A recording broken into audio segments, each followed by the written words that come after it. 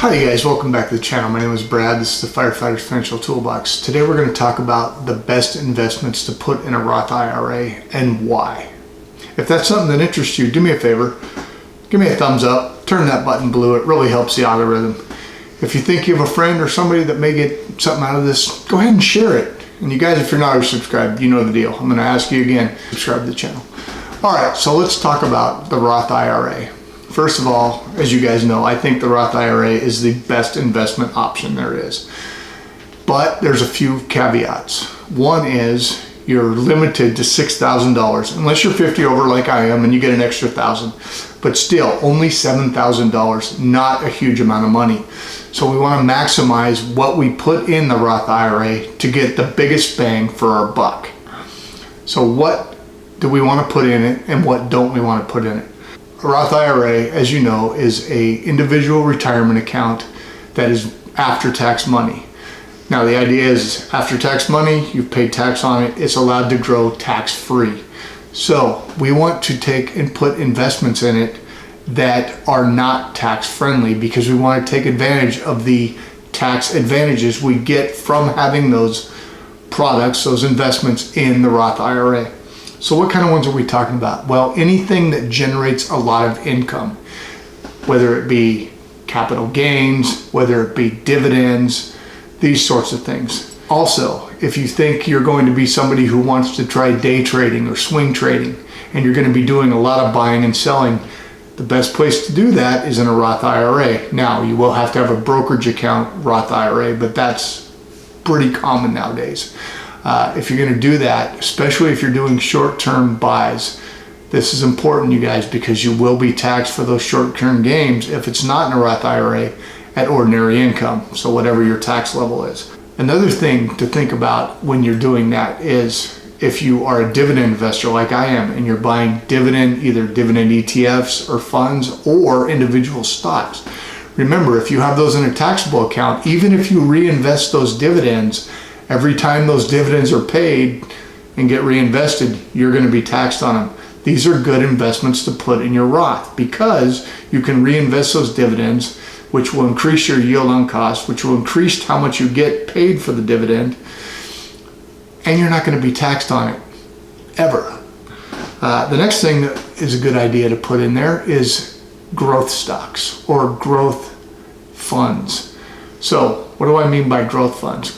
Growth stocks are stocks, think Amazon, think Facebook, think Google. These are companies that put all of their assets back into building their company bigger.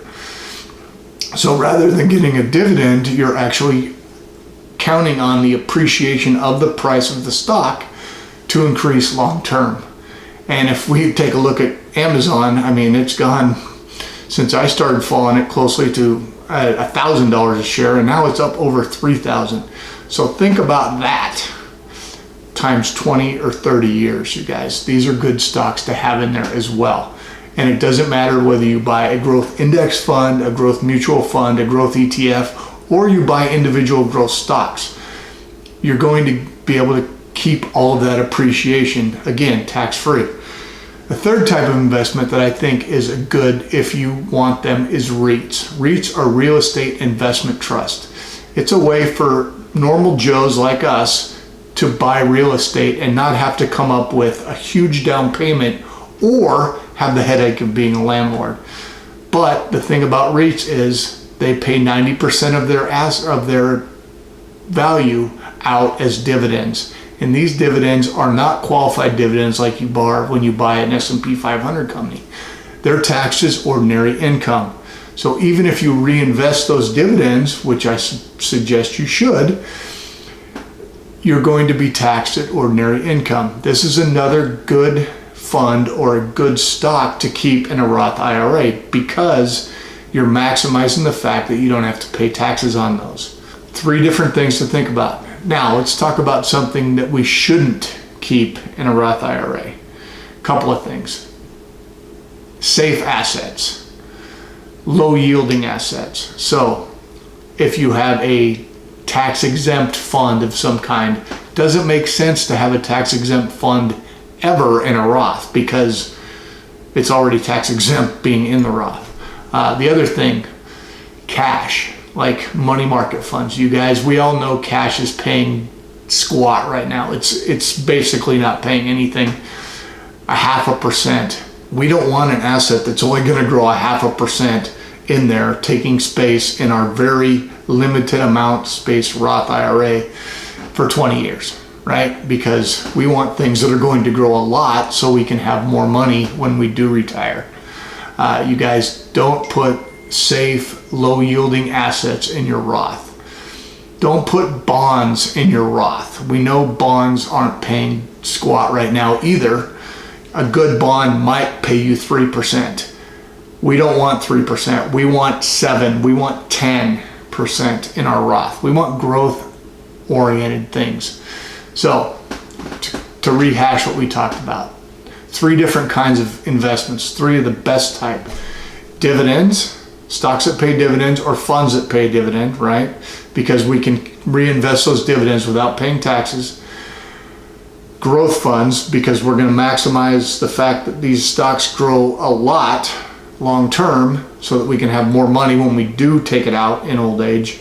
Or REITs, because they are such a tax inefficient investment to hold. Holding them in a Roth saves us a lot of money over the years in taxes. And we don't want to keep cash, bonds, or low yielding investments in our Roth, because we want the things that are going to give us the most bang for our buck in there. As I said, because we only have $6,000 a year to put into it. Now, for some of you, that may seem like a lot of money, but really it's a very small portion of what will eventually be your total portfolio if you keep investing. So make sure the funds that you keep in there are maximizing the space that you have.